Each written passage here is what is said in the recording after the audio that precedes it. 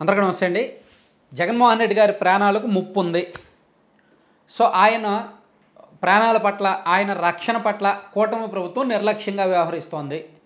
ఇది ప్రతీకార రాజకీయాల్లో భాగం. కాబట్టి జగన్మోహన్ రెడ్డి గారి భద్రత పట్ల కేంద్రం అలర్ట్గా ఉండాలి, అదనపు రక్షణ కల్పించాలి, కేంద్ర బలగాలతో రక్షణ కల్పించాలి అని వైఎస్ఆర్ కాంగ్రెస్ పార్టీ ముఖ్య నాయకులు గవర్నర్ గారికి వినతిపత్రం ఇచ్చారు.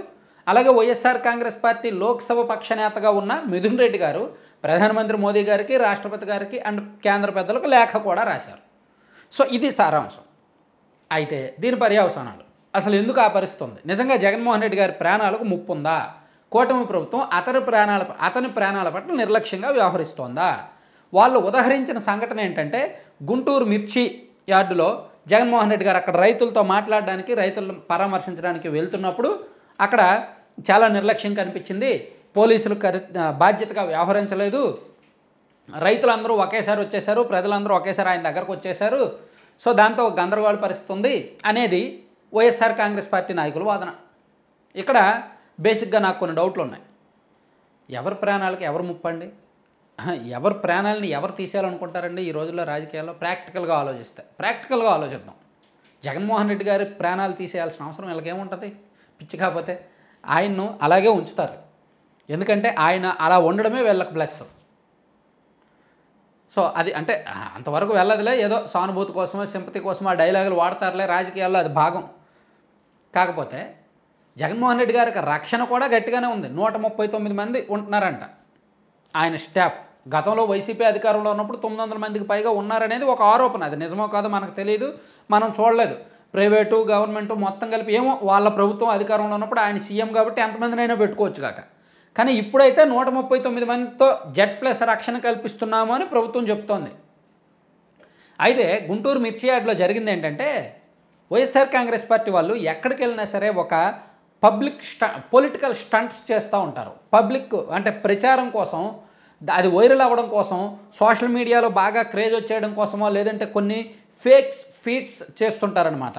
దానికోసం జనాల్ని ఎక్కువగా పోగేయడం, వికలాంగులనో, ముసలోళ్ళనో, విద్యార్థులనో, పిల్లలనో రప్పించడం, వాళ్ళు జగన్మోహన్ రెడ్డి గారి కోసం ఆరాటపడడం, జగన్మోహన్ రెడ్డి గారు వాళ్ళని దగ్గరికి తీసుకోవడం, నిమరడం, తల నిమరడం, ముద్దు పెట్టడం, ఈ సీన్లన్నీ గత వాదార్పు యాత్ర జరుగుతున్నప్పటి నుంచి, అంటే గత 13-14 సంవత్సరాలుగా ఈ రాష్ట్ర ప్రజలు చూస్తూనే ఉన్నారు ఈ సీన్స్ అన్నీ కూడా. సో ఇప్పటికీ కూడా అవి జరుగుతూనే ఉంటాయి అడపదడప. సో దీనిలో భాగంగా వాళ్ళు ఎక్కువ మంది జనాలను తీసుకొస్తారు. ఇక్కడ గుంటూరు మిర్చి యార్డ్లో రైతులను పరామర్శించడానికి వెళ్తున్నప్పుడు ఎంతమంది ఉంటారండి రైతులు? మ్యాక్సిమం ఒక 1000 మంది ఉంటారు, లేదా ఒక 2000 మంది ఉంటారు. సో రైతుల్ని పరామర్శించడానికే జగన్మోహన్ రెడ్డి గారు వెళ్తే పెద్ద సమస్య ఏమీ కాదు. సో ఇక్కడ బల నిరూపణ జరుగుతోంది. జగన్మోహన్ రెడ్డి గారు ఇక్కడికి వస్తున్నారు, సో మనం బల నిరూపణ చేయించాలి, మీడియాల్లో హైలైట్ అవ్వాలి, ఎక్కువ మంది జనం వచ్చినట్టు అందరూ దీని గురించే మాట్లాడుకోవాలి అని ప్రచారం కోసము, ఆ పబ్లిక్ స్టంట్స్, పొలిటికల్ స్టంట్స్ కోసము దగ్గరలో ఉన్న జనాలను తరలిస్తున్నారు. ఆయన ఎక్కడికి వెళ్ళినా, విజయవాడలో వరదలు వచ్చినప్పుడు ఆ వరద బాధితులను పరామర్శించడానికి వెళ్ళినప్పుడు అంతే, మొన్న విజయవాడలో వల్లభనేని వంశీ గారి దగ్గర పరామర్శించడానికి వెళ్ళినప్పుడు అంతే, ఇప్పుడు కూడా అంతే. ఏంటి, విజయవాడలో వల్లభనేని వంశీ గారిని పరామర్శించడానికి వెళ్తే ఎన్ని సీన్స్ జరిగే చూడలేదా? సో ఇప్పుడు రైతులను పరామర్శించడానికి వెళ్తే ఇంతే. సో దీనివలన, ఈ ఓవర్ యాక్షన్ వలన, ఈ పొలిటికల్ స్టంట్స్ వలన కొంత అదుపు తప్పుతుంది సెక్యూరిటీ. సో వీళ్ళకు కూడా వీళ్ళు కావాలని చేస్తున్నారు, వీళ్ళు పబ్లిక్ స్టంట్స్ కావాలని చేస్తున్నారు, సో అందుకని వీళ్ళు కూడా ఉంటారు. అంతే తప్ప ఈ ప్రభుత్వం ఏమి నిర్లక్ష్యంగా వ్యవహరించిన దాఖలాలు అయితే లేవు, అటువంటి సందర్భాలు లేవు. అయితే కేంద్రానికి లేఖ రాశారు కాబట్టి Z+ సెక్యూరిటీలో ఉన్నప్పుడు ఖచ్చితంగా కేంద్రమే, NSG ఆధ్వర్యంలోనే ఆయన భద్రత ఉంటుంది, ఆయనకు పూర్తి సంరక్షణ ఉంటుంది. ఆ విషయం ప్రధానమంత్రి గారికి తెలుసు, కేంద్ర హోంమంత్రి గారికి తెలుసు, అందరికీ తెలుసు.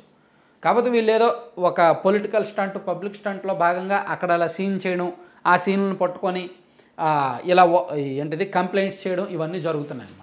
సో దీన్ని పెద్దగా సీరియస్గా తీసుకోవాల్సిన అవసరం అయితే లేదు.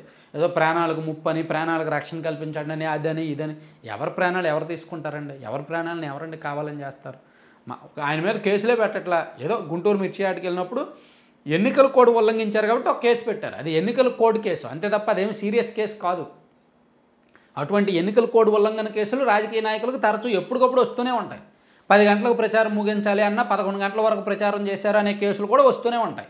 ఇదిగో పలానా వ్యక్తిని ఈ మాట అనకూడదు, అయినా సరే ప్రచారంలో ఈ మాట వాడారు అనేటప్పుడు కూడా కేసులు వస్తూనే ఉంటాయి. సో ఇది జగన్మోహన్ రెడ్డి గారి మీద గుంటూరులో నమోదైన కేసు చాలా చిన్న కేసు. అది అంతగా ప్రభుత్వం కక్ష సాధింపు చేయాల్సిన అవసరం లేదు, ఆ కేసు కూడా కాదు అది. సో ఇవన్నీ కూడా కేవలం పొలిటికల్ స్టంట్స్, ఓవర్ యాక్షన్స్, అంతకుమించి సీరియస్గా తీసుకోవాల్సిన అంశాలు అయితే కాదండి. Thank you.